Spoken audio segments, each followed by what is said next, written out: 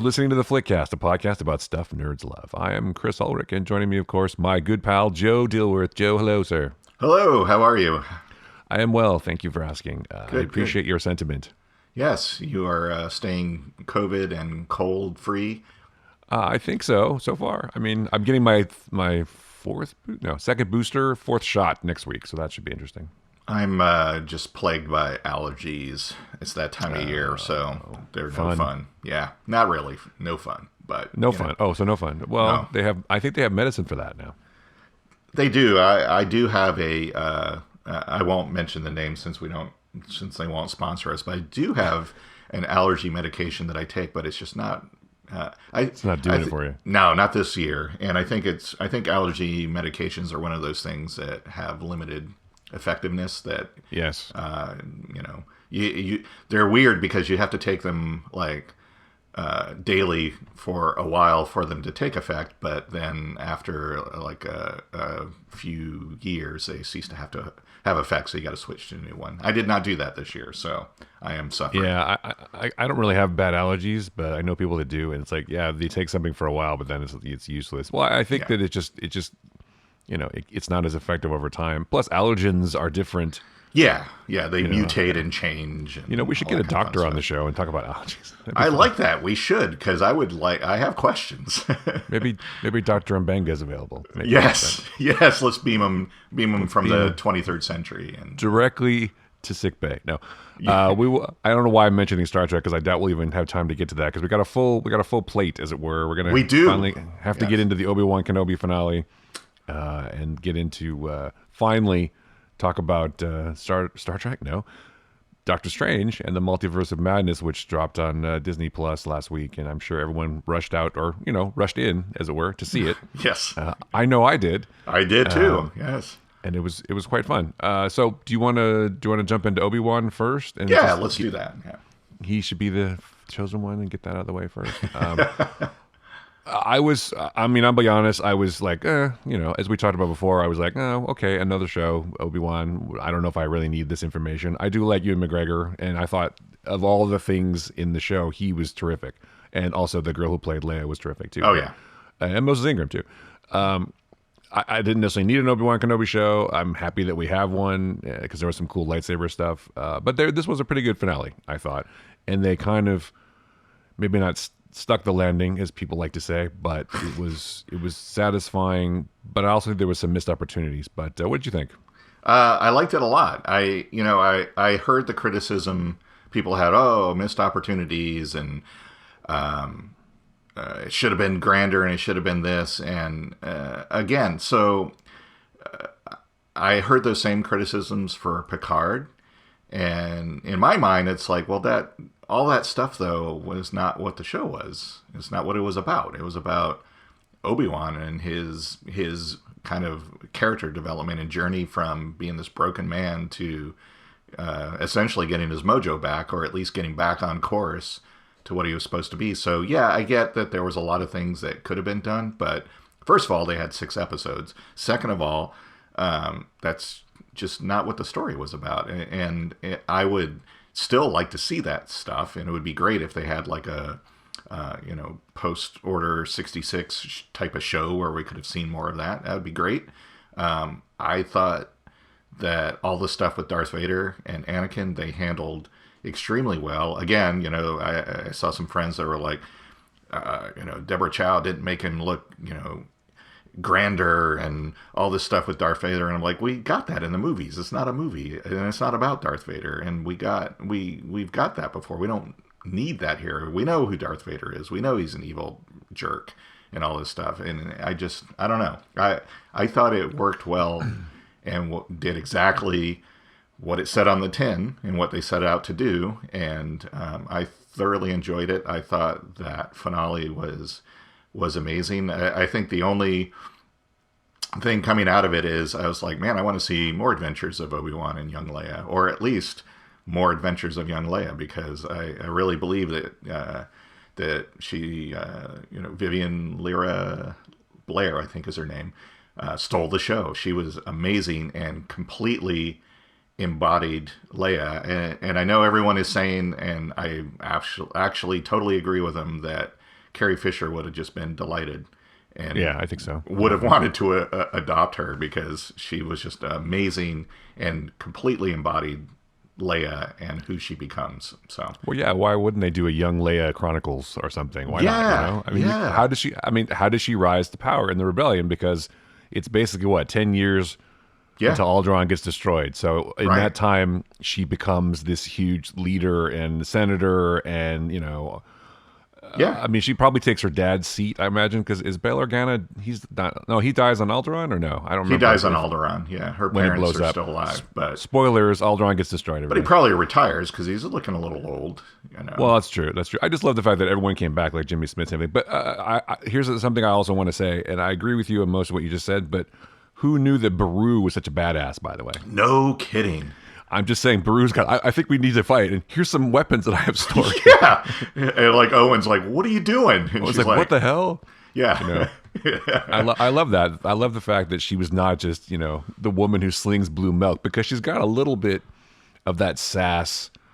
In the original movie, it's like, he's not a farmer, Owen, you dumb fuck. He's exactly. Like, Owen, you're a fucking idiot. Because I love that. I love the fact that she got some stuff to do. That was terrific. They were both good, and I love the fact that Joel Edgerton, he has that fall, and then his knee gets banged up, and then Owen's got the limp for the rest of the show. Exactly. And he's got the limp in Star Wars, which I think is fantastic. So that kind of stuff is great. Here's my only question, not my only question, but I really enjoyed the fact that they kind of tried to explain, I killed Anakin Skywalker, Anakin Skywalker's dead. He said, then my friend is truly dead. And then they said, he calls him Darth at the end, which I thought was interesting. Yeah.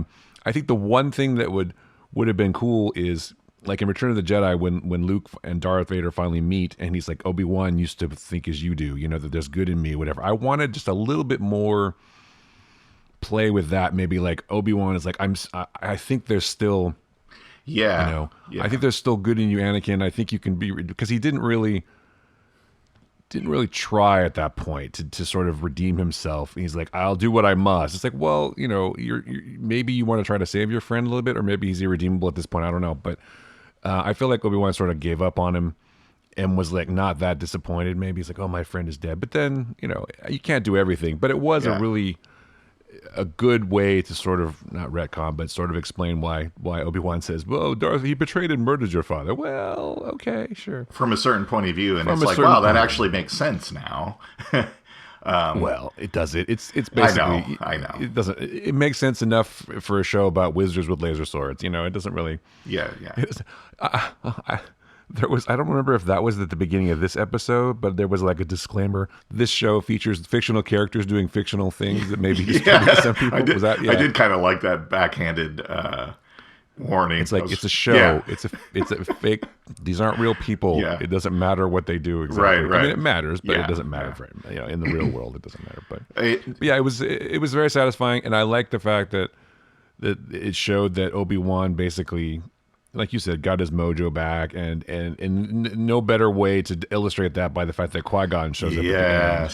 I mean, you had to have that happen because right, exactly, the way they've been building it up. If he hadn't appeared, or if it was like, or if you saw him from a distance in some kind of blurry Force ghost, that would have been, you had to have him show up. And I'm glad that Liam Neeson, despite talking about, well, I don't really want to do TV and blah blah blah lately, and I think a lot of that was let's preserve the secret, because he had I think by the time he did those interviews, he had already shot it or whatever. But I'm glad that he showed up, and I like in post finale interviews, he's like, I didn't want anyone else to play Qui-Gon, so I was absolutely going to be there. And I think and man, that guy does not age. Holy cow.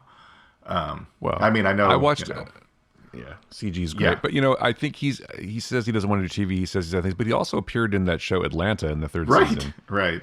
So he's like, I think that you nailed it. I think it was more like, I don't want to tell people that I'm in this. I don't want to spoil it. Yeah. But Liam Neeson had some problems in the last couple of years. He said some things that he regrets and whatever. Yeah. So his image is not perfect. He's no Ezra Miller, let's face it. But he's like, Jeez, no. Dude, what is up with that guy?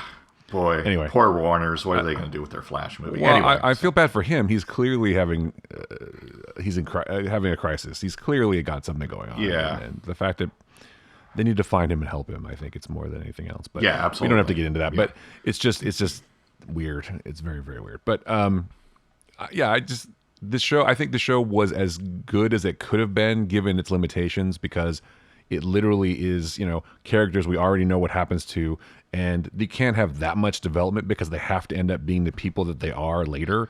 So they did also try to not fix it, but sort of lead us in that direction with the whole Darth Vader and Palpatine thing, where Palpatine shows up too, which I thought was pretty cool. Yeah. It's like, are you sure your thoughts are clear in this? Are you okay, like, man? You're a put. Yeah, he's like giving him, check yourself, bro. Yeah. Yes. It's like, are you a pussy who lives in the past, or are you gonna, I mean, that's like, forget about Obi-Wan, dude. We got a fucking empire to build, Right. And Darth Vader's like, yeah, okay. Yeah. Okay, Master. I guess I can't care about Obi-Wan now, which I'm sure is their way of saying, why didn't anyone go back to Tatooine to look for Luke? Right. With the same last name as Anakin. That's so weird. Yeah. So you have to forget about him, Darth Vader. You have to forget about your past and think about the future of destroying, the universe or ruling the galaxy as father and son or whatever. I don't even know. My only peeve with it on the we're going to do cool stuff, but there are, we'll have to backtrack from things, and there's certain things we can't do because we know what happens next, is the last fight between Vader and Obi-Wan. Obi-Wan has him defeated, but he's just like, well, I'm just going to walk away from you. You're building this empire. You're this horrifically evil person. My friend is dead, but I'm not going to kill you. I'm going to walk away. It's like, well, of course he can't kill him because he lives on, but it's got to be like, at what point later does Obi-Wan go, wow, I kind of fucked up because I could have saved the galaxy a lot of heartache if I would have just ended them there, Maybe, but I feel like Palpatine would have gotten another apprentice at some point too. So, but Obi-Wan, True. We have the benefit of knowing the truth in the future, but Obi-Wan does not have that benefit. But maybe partially it's his guilt later on in Star Wars, where he's like, you know what, I'm going to sacrifice myself now so Luke and Leia can escape. So maybe that's part of his guilt. He has a opportunity to sort of, I guess, redeem himself by sacrificing himself down the road. I don't know. I mean, you can't get around it. It's what happens. Right. So, I know. But maybe it's that Jedi don't kill people. I don't know, but they certainly do sometimes. I think I'm gonna say that it was because Obi-Wan still has such love for Anakin that he just can't do it. Yeah, that's probably true, and that's why when he faces him in the Death Star, that he's like, I'm going to sacrifice myself instead of kill him, because. Well, at that point, he's probably not able to kill him because Darth Vader keeps getting stronger and Obi-Wan just keeps getting weaker and old. But it's just, I would say that it's just he can't bring himself to do it. Like Reva can't kill Luke either. Yeah. I mean, obviously she can't kill Luke because Luke survives, as we know. But the fact that she sees herself and does not have that evil in her after all, I mean, that's kind of, her character is sort of, I don't know, it kind of has some weird motivations for things too. It's like her whole purpose was revenge on Anakin, right? It was revenge on Darth Vader. Right. And that doesn't work out, and I'm going to try to find Luke. What was she going to try to do? Use Luke as leverage to get Vader to come so she could kill him? I don't know what her thoughts were. Well, I guess it was I can't kill him, so I'm going to kill his kid, I guess, because I don't know. Maybe, but she can't kill younglings. Well, not the younglings. Right. Oh. Obviously she can't, but I want to see what happens with her next, though. They did leave, like I said, I want to see more young Leia. I want to see more with Reva. I want to see the whole formation of the rebellion with Ice Cube Jr. and well, you might get some of that in Andor, maybe. Yeah, and and what's his name? Ice Cube Jr. Yeah, well, that's who it is. That's I know. Kumail Nanjiani. I mean, he kind of came around, even though he's a con artist with a heart of gold. Heart of gold in the right place. Yeah. I mean, I think they set up these great characters. I would like to see more of them, and maybe we will. I mean. There's rumors that Acolyte show they've been talking about is actually, they're turning that into a show about Reva and stuff like that. So we'll see. But well, yeah, that'd be cool. That'd be cool. The other thing that I liked about this show is it wasn't just people in helmets. Right. I mean, as much as I love Mando, it's like that's a show about a guy in a helmet, and you never really see him. And I feel like you have more of an emotional connection. Like they do a really good job in Mandalorian getting you to care about Mando, but it's mostly because of Grogu, I think, who is not wearing a helmet. But in this show, it's like, oh, these are actual people, and Obi-Wan is a person, and the guy in the helmet's the bad guy. I just feel like it's more accessible to people. And again, it also was great to have Ewan McGregor back. And Hayden Christensen, because I'll say this, just in the few scenes, and it turned, if you think about it, Anakin and Darth Vader were not in a lot of this. They were in good chunks of certain episodes, but just in the stuff that we got to see with Hayden playing Darth and Anakin, more character development than over 3 movies, which was amazing, and actually gave okay, so maybe that I can see more why Anakin was kind of like the whiny guy in the last couple movies, or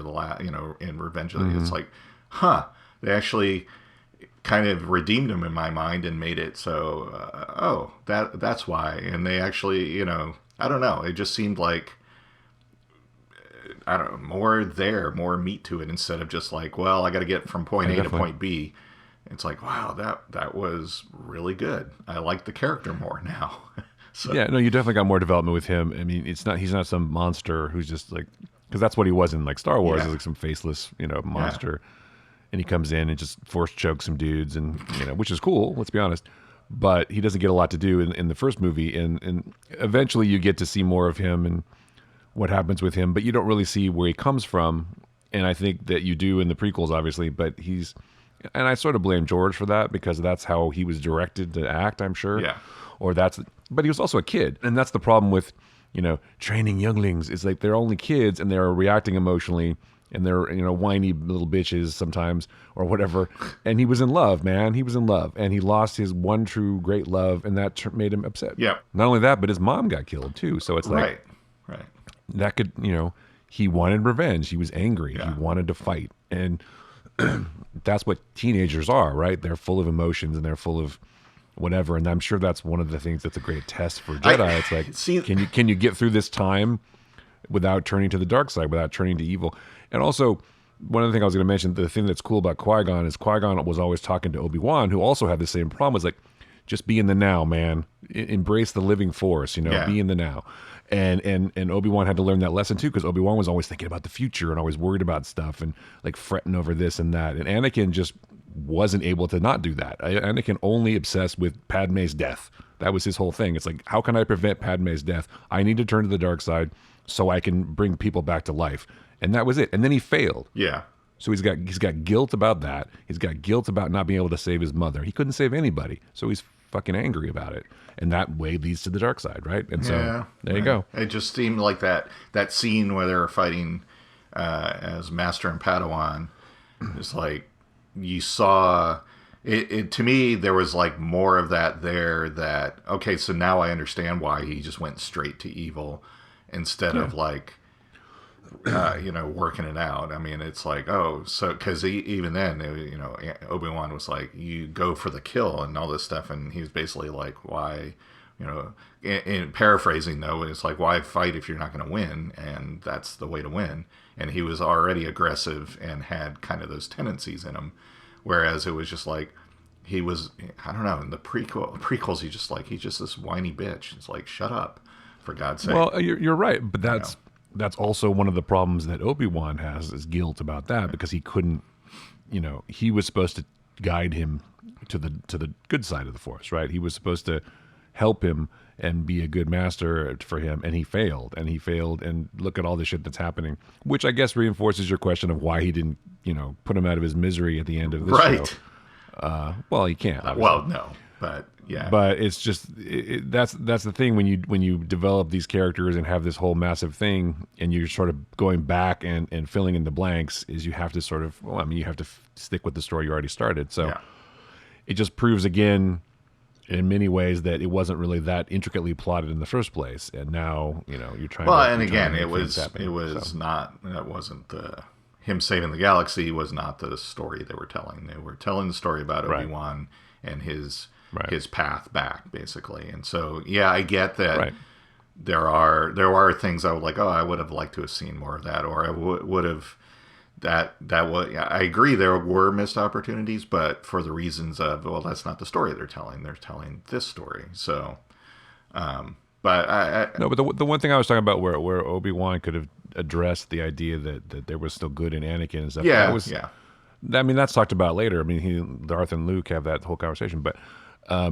I mean, it's not necessary. I say what I meant, or I meant what I said when I said they said, God, Chris, hello. I meant what I said when I was talking about how I think they did the best they could given the limitations that they had. Yeah. Because they have to fit into a certain framework, and also the Disney brand, I saw someone was talking about how that people are in love with the Star Wars brand more than they're in love with, I know we talked about this before, which I can see a little bit of, but I feel like this show, Deborah Chow was able to sort of break out of that a little bit, and I think Ewan McGregor was probably instrumental in that too. He's like, oh, I want to do this, and they did give Obi-Wan more development, because really it's a lot. Like you said, even in the prequels, it's like, okay, I see what he's doing, but he's not really. This explained him, I think, in some ways better than the 3 prequel movies did. Yes. His whole motivations too, or you understand that he's a broken man who's lost a war, and he's disillusioned, he's lost the touch with the living force, etc. And now he gets his thing, and then Qui-Gon is finally appears because he's finally ready to receive him. Yeah. So, but then Qui-Gon says, "We got a long way to go." So who knows, man? Right. There could be more. Obi-Wan. It's going to be in like a sort of de facto A-Team sequel, right?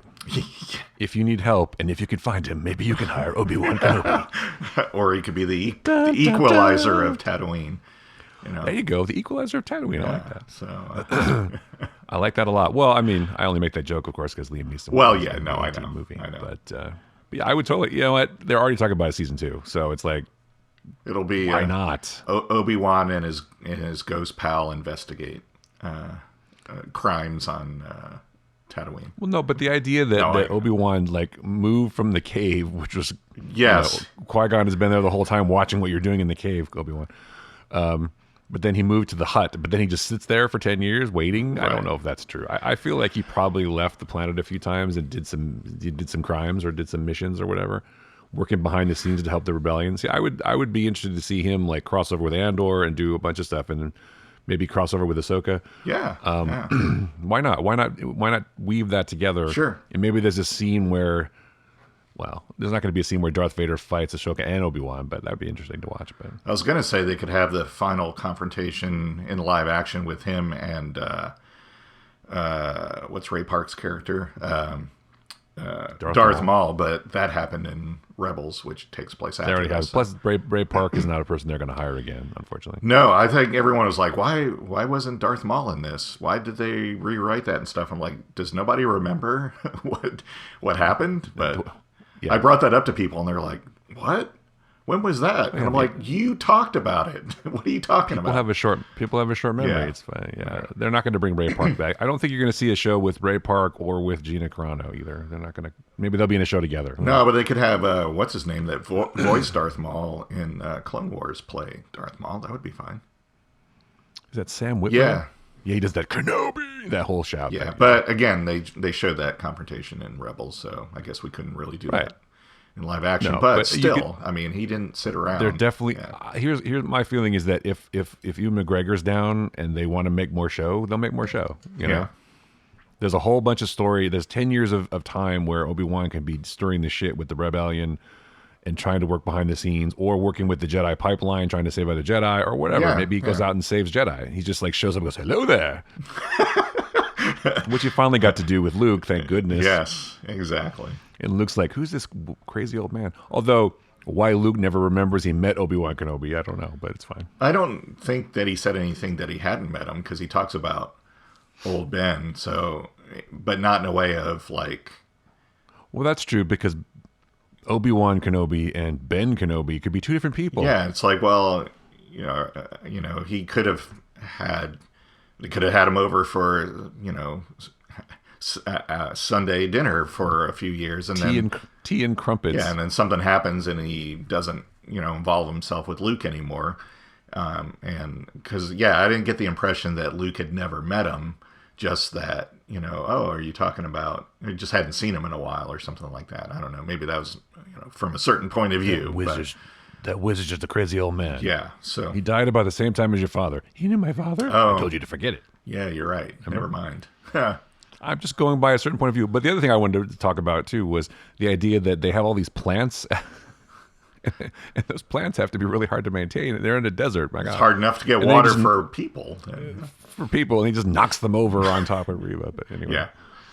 It was a funny. I'm just happy that, like I said, Beru got to do some shit because she was pretty badass. But it really does change their whole dynamic when they're sitting in there having dinner and stuff. It's just, she's much more in charge of that whole relationship, I think, than people realized. It was all Beru all the time, all along. But they still explain why Leia was excited in the first movie. Ben Kenobi's here? Where?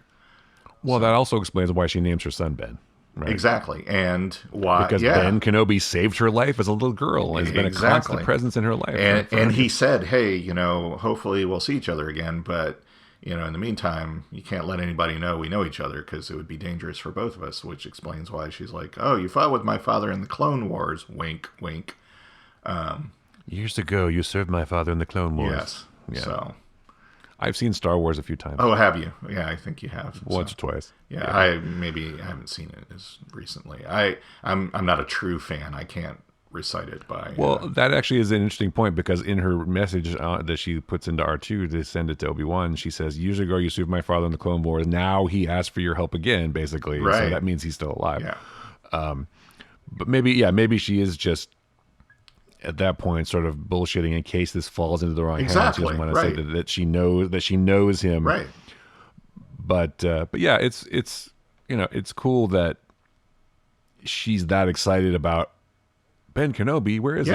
But that makes more sense now. I think it was just that she was surprised that he showed up at all because she was trying to reach him. In that context of the movie back then, sure. It's like, oh, he showed up. Yeah, sure. But now it still works. It gives a little extra layer to that. So. Although she's not really upset. Well, maybe that explains why she's consoling Luke and a little bit more upset about Ben dying than like her entire family and stuff. But anyway. Right. I can't believe he's gone. Anyway. Well, they do. There is that part in Star Wars where her and Luke are running out of the thing with Han and Chewie, and Leia and Ben share that quick look across the hangar deck. That's true. And she's like, he's going to sacrifice himself. Now that means more context, man. It's like, this is the last time. This is the, see? I haven't seen you in 10 years and now I can't. Have you seen the joke where somebody's like, hey, for season 2 of Obi-Wan, the story should be Obi-Wan going and getting Luke and they head off to go rescue Leia, but Ben sacrifices himself, completing his arc to allow Han, Chewie, Luke, and Leia to escape from. I like that. Yeah. Boy. If you think this show, the first season, has stirred up the quote unquote true fans, could you imagine if they made the second season a remake of Star Wars? How much people would lose their minds? So yeah. If they did that, it wouldn't be on TV. No. Yeah, you're right. But yeah, that is like the second season. But you can now that the kind of thing is happening, I feel confident that you could figure out a way to have more story in between. Because again, there's a whole gap. Yeah. Of time. So he didn't just sit in his living room. He doesn't even have a TV. What's he going to do? Right. Like, sit there and smoke his pipe all day? Didn't have any internet. He's just going to talk to his ghost friend for 10 years. I don't think so. Well, that's it. He and Qui-Gon are going to chill. It's like, well, man, from a certain point of view, I don't know. Here's a lies you need to tell Luke later. But what are you going to tell Luke when you see him? Yeah. I don't know why he sounds like that. That's anyway, how ghosts sound. That's funny. Yeah, it's really scary. I'm happy. I'm just happy we had a show. We talk about this a lot, but it's like it's terrific to have this in all these things to watch, and great stuff. Like this is cool to see Star Wars again. I love Star Wars, obviously, and and there's other shows on Disney Plus. Ms. Marvel is still a delight. I'm enjoying that a lot. It's so fun. She's doing a great job. The whole cast is terrific. It's probably one of my favorite shows. I think partially it's because it's different. Yeah. I like the insights into her family, into that kind of world, into the Muslim world and all that. I like those insights. It's not just a plain vanilla story, and I mean that in several ways. it's cool because that helps shape the person that she is, Yeah. And this last episode was terrific. The one at the wedding, it was so good, and I just am really enjoying the show a lot, and everyone's doing a bang up job. So hopefully we'll get more Miss Marvel. I mean, I know she appears in the Marvels, so that's cool. Yes. And that kind of leads us, I guess, if you're talking about superpower teens, maybe that leads us to Doctor Strange and the Multiverse of Madness. Well, yes, especially if you're talking about Disney Plus and the Marvel Universe. Let's. Well, that's what I mean. It does, because then you have America Chavez in this one. Yes. Which I thought that Miss Marvel was the first LGBTQ superhero, but I think it's America Chavez supposedly is. I don't know. Anyway. Yeah. But so Doctor Strange and the Multiverse of Madness finally arrived on Disney Plus last week. And I enjoyed it a lot. It's very Sam Raimi, as people said, which I love. And it was really good. There was some, I don't know if the word is awkwardness, kind of at some points, because I think they had some trouble with the story, I think, and also they got stopped by COVID. And I also feel like they tried to maybe, after with the events of WandaVision and things, trying to like all this stuff got out of order a little bit in Phase 4 and everything. It just, I feel like there was some, less continuity perhaps than they could have had with the story, but it was still really fun.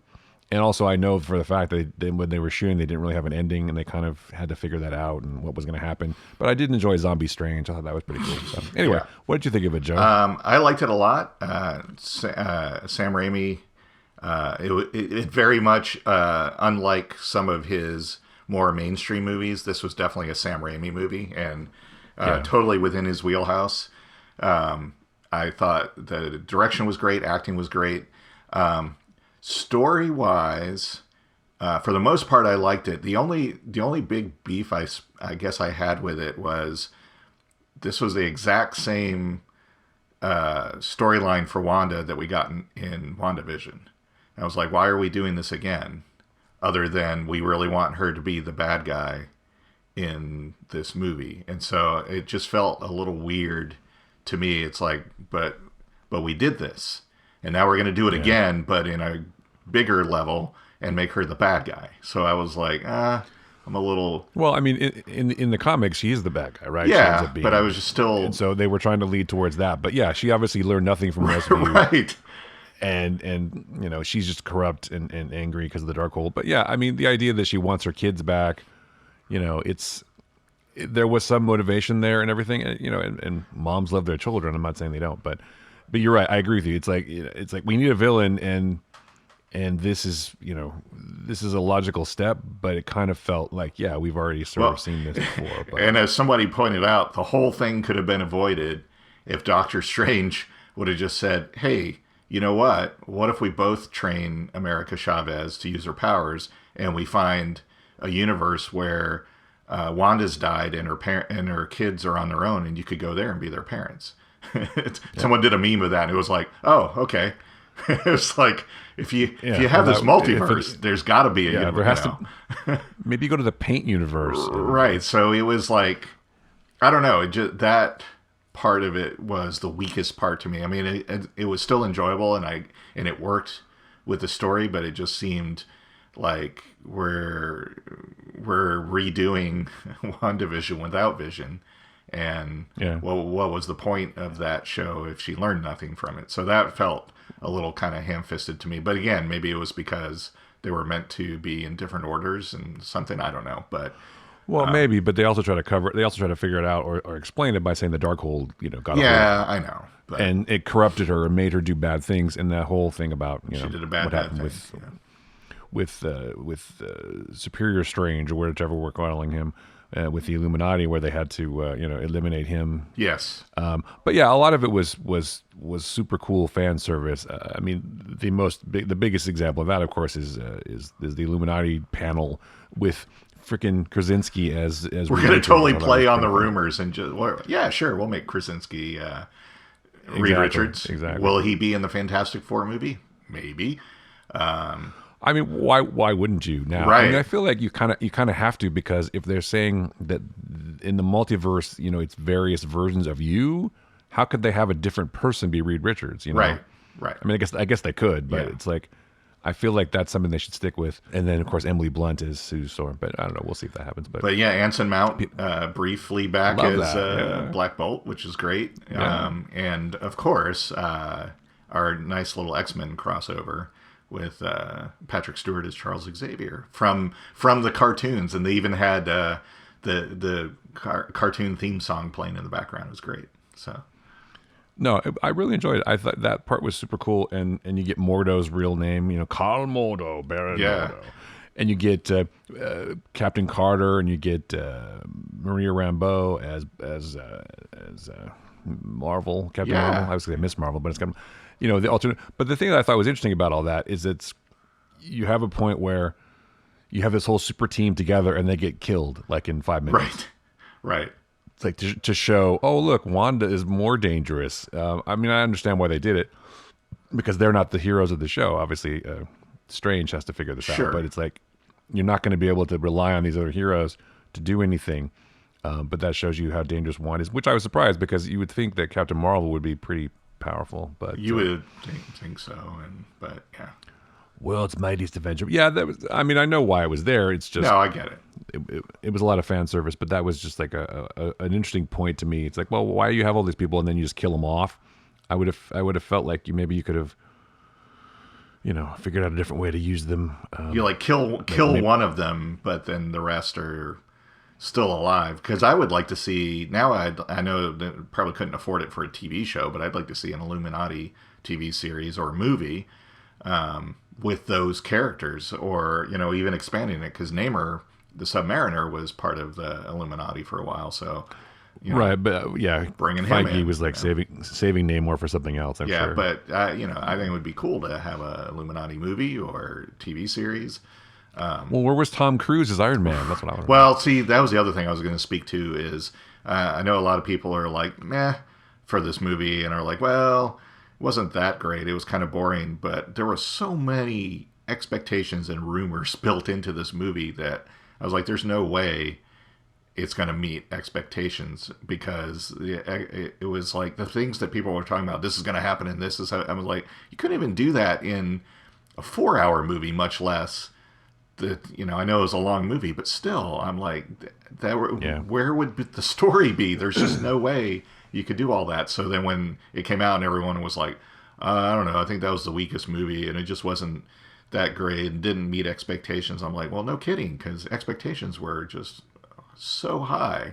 There's no way it could. So, Yeah, I feel like it's one of those cases where there was a lot of really cool parts and somehow it didn't quite fit together. Maybe. Because and you have a lot of interesting stuff like America Chavez as a character, and you have Wong being badass, and him and Strange having their interplay. And then you have, of course, Strange. Like Christine says that you have to be the one holding the knife. Blah blah blah. You're not you're too selfish, etc. etc. And I don't know. Does he really learn armor around the world with a scalpel? No, sorry. With a scalpel. Does he learn a lesson? I don't know. Does he learn to work together? Maybe. But he may be evil at the end because now he's got the third eye. So. Well, I think that's just that is a serious horror trope, right? Yeah. It's like, oh, he's not affected by this, but then he goes with Clea, which I thought was pretty cool. Yeah, Charlize Theron. I'm like, what? Yeah. See, now that's the movie I really want to see. Now is what do they get up to? So, well, they have to resolve. He had to resolve the Christine story because then he ends up with her. Yeah. But it's like he's like, yeah, fuck yeah, let's go fight some shit. Yeah. Good for her, man. Christine, for Charlize Theron, just like going for it. She's showing up in everything, which is fun. Yeah. She's in The Boys. She's in The Boys too. She is. She's in the last 2 Fast and the Furious movies that they're about to shoot. She's the Old Guard. Her sequel to Old Guard is shooting now. So yeah, good for her. Yeah. I was worried about her career because she was going nowhere. Well, yeah, but she's awesome, and I'm glad she's getting her due finally because she's amazing. I'm just kidding. She's she is.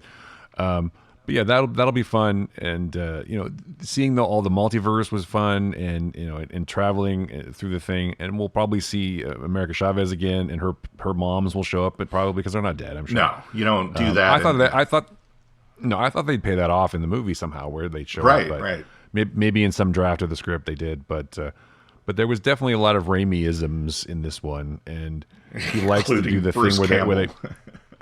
Well, you know what I love Bruce Campbell, but that didn't fit in. No, it did not. That stopped the entire movie for me. It's like, why is this slapstick bit happening. Look, kids, Bruce Campbell, and he's going to do a Bruce Campbell bit, right? He's going to do a funny bit from Evil Dead. Yeah, remember, everybody? Exactly. When the hand tried to punch him in the face? It's super funny.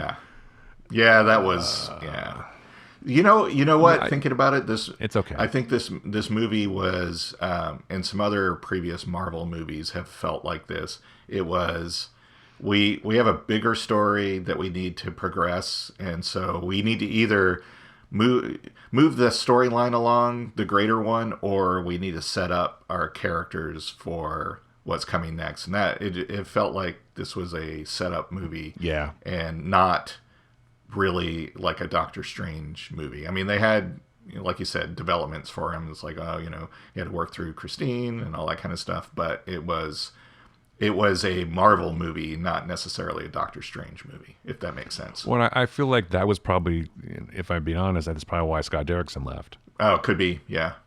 Because he wanted to make a Doctor Strange movie and probably didn't. Maybe he's not as happy with fitting into the Marvel machine because the first Doctor Strange was definitely, it's an origin story, obviously, but it's like it was all about Strange and him progressing and this and that and how he becomes powerful, etc. And then he kind of felt, he was like shoehorned into a lot of things, like with Spider-Man and everything. And now this, I agree with you. I think that's part of one of the things. It's like it felt like a larger piece that had to have elements in it. And I think Sam Raimi even talks about that. It's like I had to shoot a lot of stuff to sort of progress other movies or drop hints for other movies that are coming up. So it was more of a Marvel Phase 4 movie than it was a Doctor Strange movie. But that's okay. And it still worked. I still enjoyed it. And I liked it. I don't, I know once again, a Marvel movie's come out, everyone's like, oh, Marvel's over and they've, jumped the shark, or I'm, superhero fatigue. And I'm like, no, I still want to see more. I'm excited for Thor: Love and Thunder. I've liked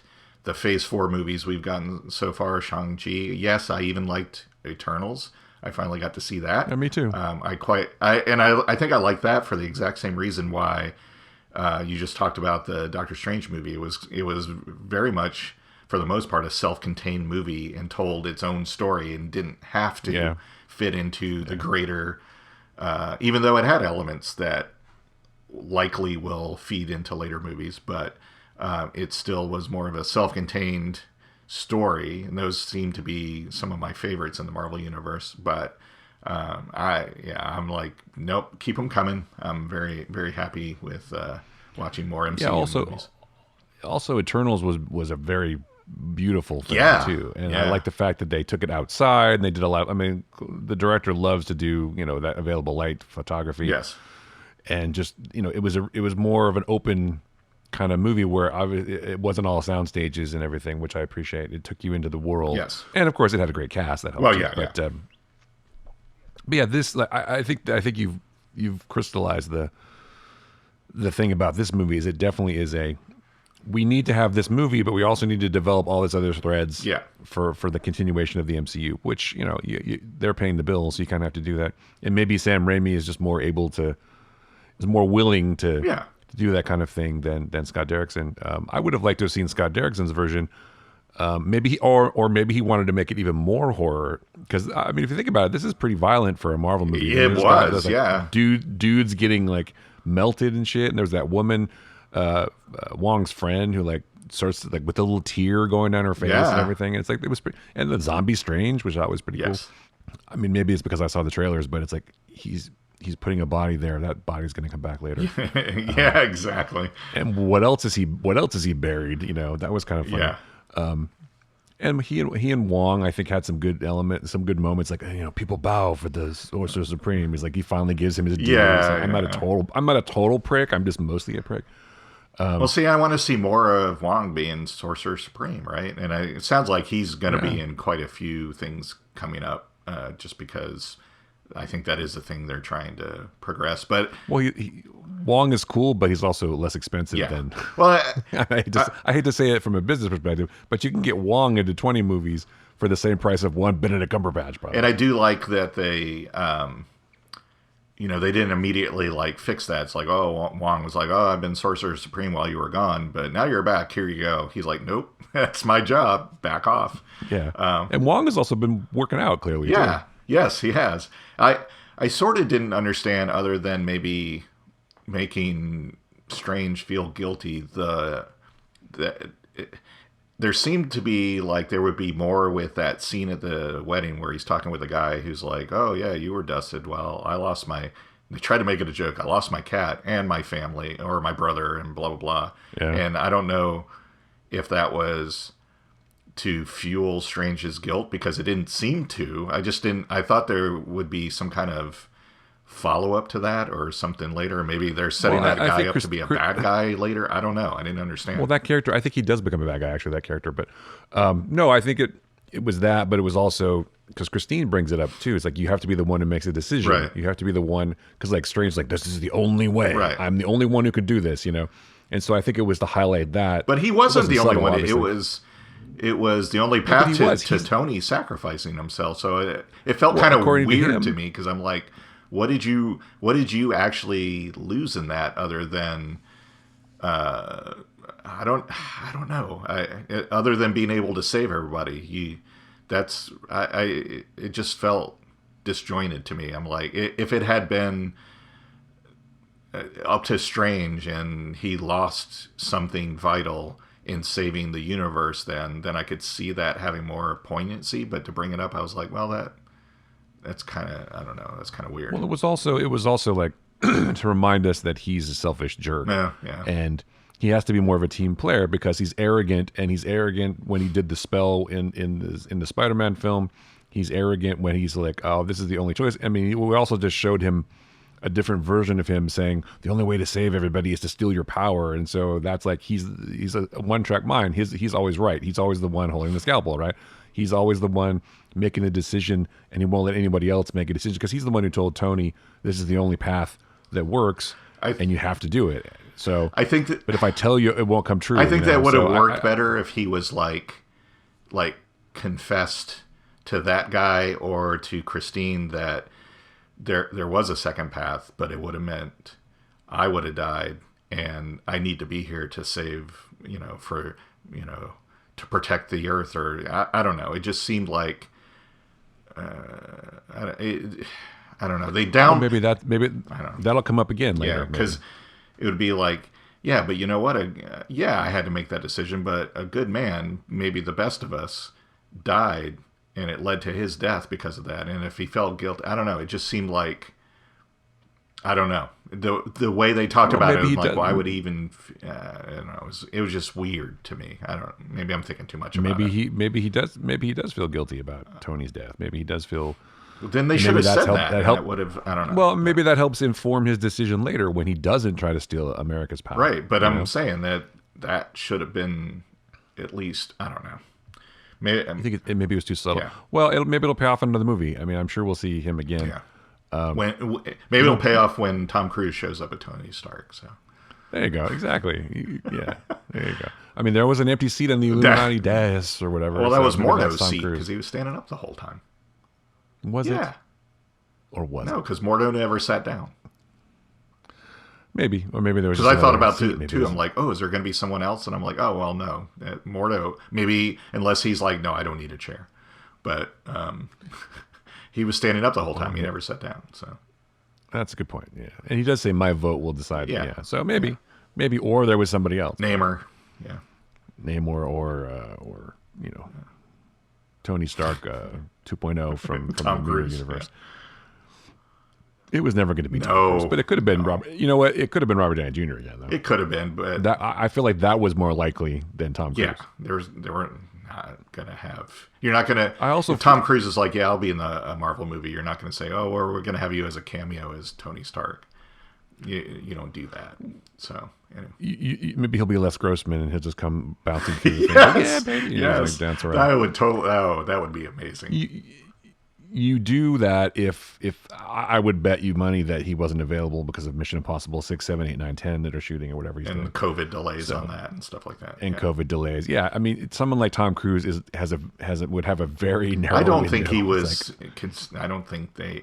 I'm available from 10 a.m. He was not going to be in it at all. He never was. I don't know where that came from. But you know who was going to be in it though was Daniel Craig. That's true. Yeah. But he didn't want to do it because of COVID, which I don't blame him.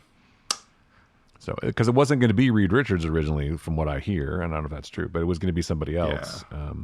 And then they're like, well, Yeah. Let's get Krasinski in here. I feel like they're, if Feige hasn't said for sure, but I feel like they're going to get Krasinski to be. Especially since Marvel just announced they'll be back in Hall H for Comic-Con this year after 3 years. And supposedly they're going to announce a bunch of stuff then. I think we're going to find out where we're heading to for the next phase. And I think they'll have I would suspect that we'll probably get the Fantastic Four cast announcement then too. You're right, but I've heard they pushed back Fantastic Four though. So. Well, only because the director left, but I bet they have cast it. Well, it could be cast dependent too. It could be like, well, Emily Blunt's got a movie or something, right, or whatever. So it's like, yeah, but it's not just a cameo. It's not like one day of work for Krasinski. It's like you need to be able to be willing to do this for like 3 movies and commit to this for 10 years. Right, it's not like a small thing for an actor. Yeah. I mean, it might be for him, or it might be worth it for them because like they have a family. It's like, well, now I've guaranteed money for the next 10 years. Yeah. Or it's just, or maybe he just loves comics. I don't know. I don't know John Krasinski, so I don't know. I assume he's kind of a nerd, though. He seems like kind of a nerd, but not because he played Jim, because, he just, he just comes across like that. But I think he maybe wants to direct more now. And so this is like a great opportunity, or would be, I feel. Like, I know I'm going to do this role for the next 10 years, but then because of all this money, I can go off and do these movies that I want to direct. And so maybe that would be a motivation for him.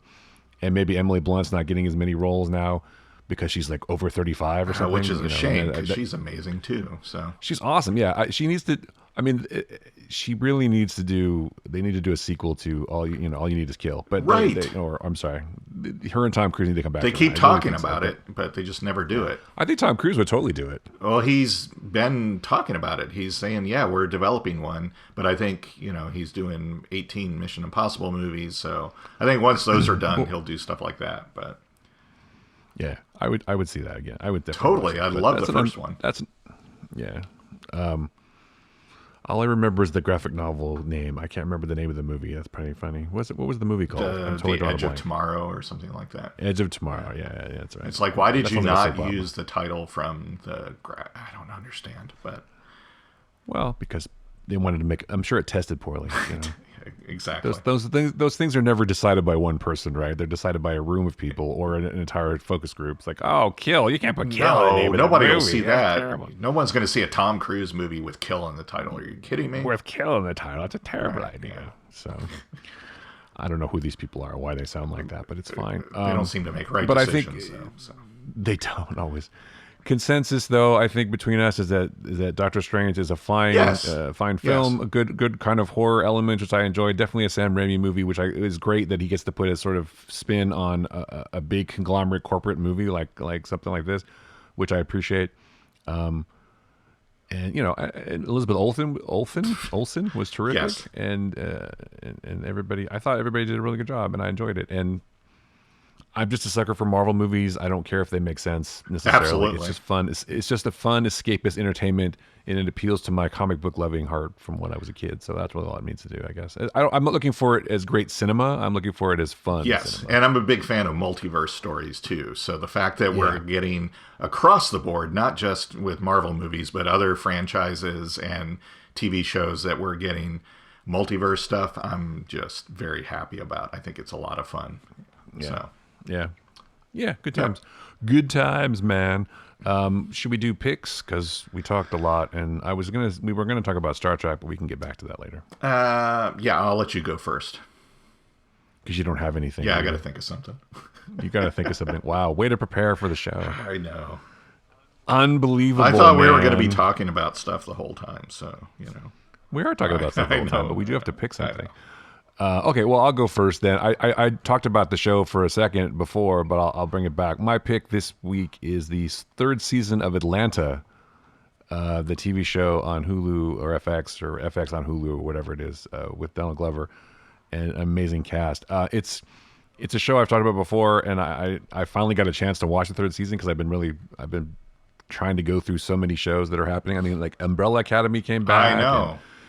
And freaking, a bunch of other stuff, and there's so many things to watch. And For All Mankind is great. That's coming on and going on now. Episode 3, but my pick is Atlanta. This season this season is weird, and I kind of like what they were doing with it. It's got a lot of really interesting. Speaking of horror, like the first episode in particular is like almost like a horror movie in a way, and they're doing. I mean, Don Glover said it himself. It's like we're doing stuff that other shows don't really do, and it does explore a lot of sort of what if kind of scenarios in what, like with race relations and politics and in the context of these guys just trying to make it as rappers, which I think is super cool. Interesting. Yeah, it's just a weird. This season in particular is just weird, and there's a lot of like the rapper Paperboy, his name is in the show. They're touring Europe, so they go to Amsterdam and they go to a lot of different places, and there's some drug use and whatever, which whatever. I'm fine with weed; it's fine. It's just it's sort of almost surreal in a way, the whole season, and I think that's what they were going for, which I thought was a bold choice for a show about a bunch of people from Atlanta trying to make it in the music business. It's definitely a show that's reaching for more than just sort of a regular sort of storytelling traditional kind of thing. So I really appreciated that. Some of it doesn't work for me. Some of it doesn't work for whatever reason, and maybe it's because of of me, who I am. I don't know, but it's just it's bold, and I guess the one sort of, I don't know if it's criticism or whatever, but sometimes the show is about characters that aren't even in the show. It's like they do a totally different story of people that aren't the main characters of the show, and I think they got criticized for that a little bit. But also it works in the larger context of the season, where they're telling this sort of broader story about sort of humanity and our struggles, and it's fun and great that these kind of things can be explored in a regular sort of television show, that he's allowed to, or given the opportunity, I want to say, to do this kind of thing. It's very fun. And if you haven't watched it, you should go back to the beginning and watch the first two seasons, but then get into this season and really kind of dive into what's happening, because it's very, like I said, surreal, and that to me is cool. So anyway, that's my pick, season 3 of Atlanta. I'm going to pick a TV series as well.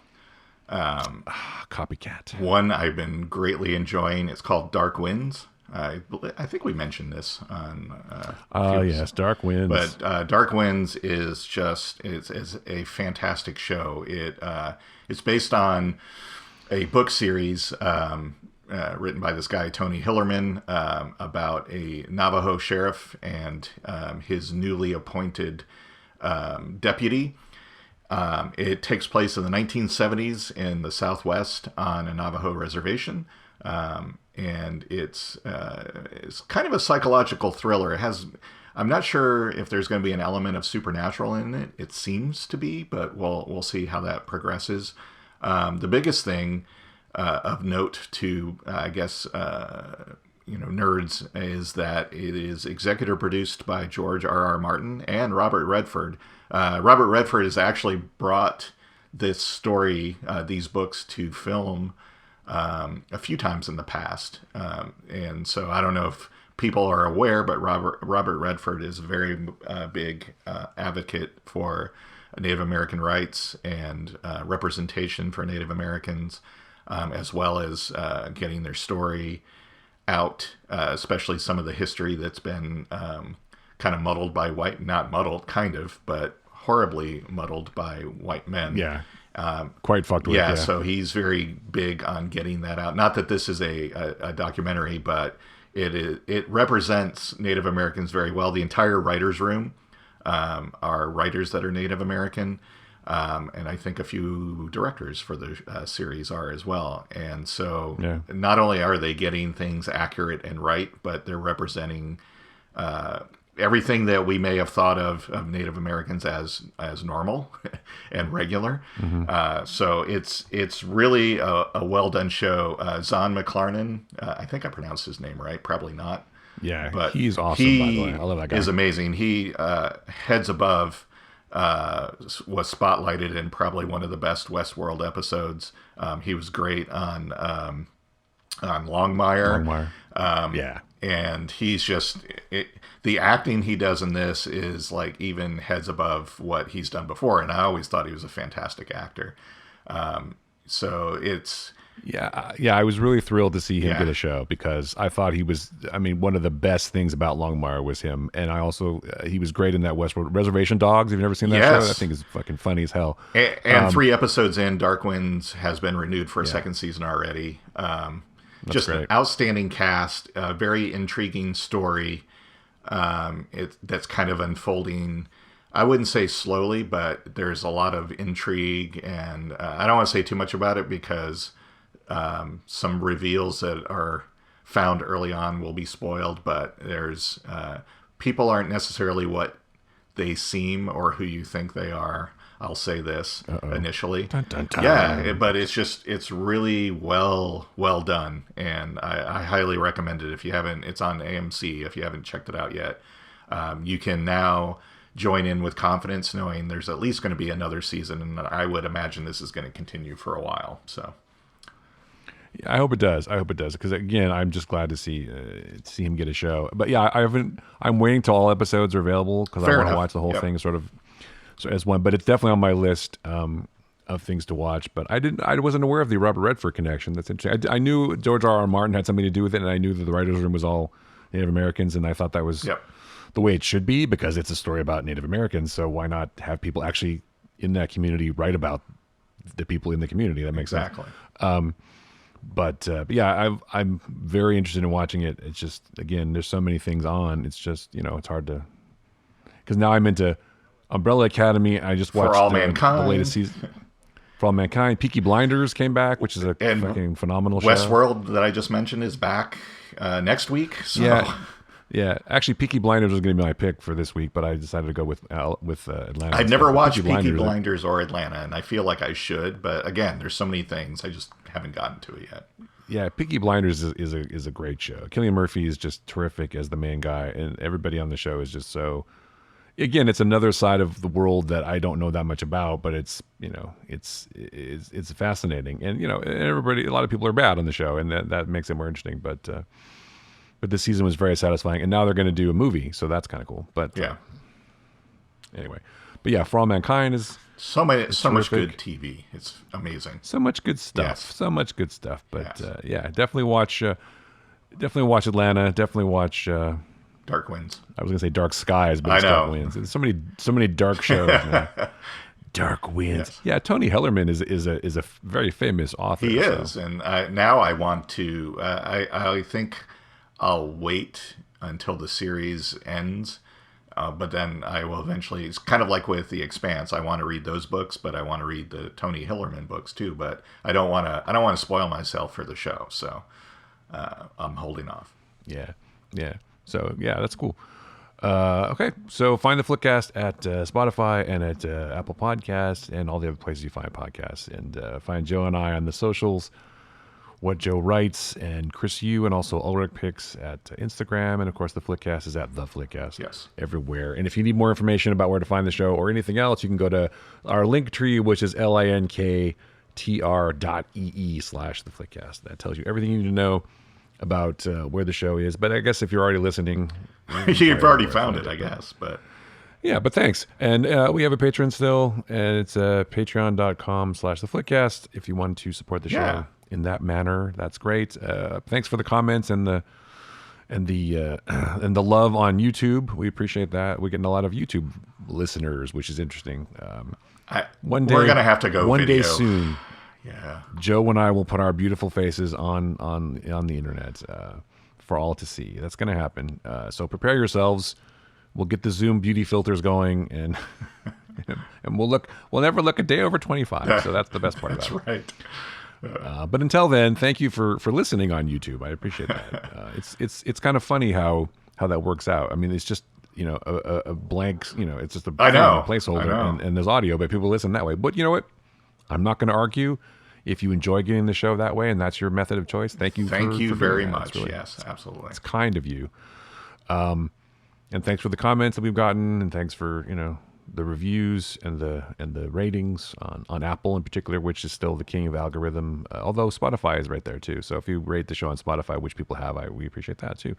And hopefully a good rating. I mean, again, if there's something you hate, feel free to mention it because we do. We take all criticism, good and bad. I mean, I'd love it to be people to say you guys are amazing and nothing ever goes wrong, but that's not true. So things go wrong all the time. Anything else, Joe? I think that's it. All right then. For Joe Dilworth, I'm Chris Ulrich. That was the Flickcast. Thanks so much for listening.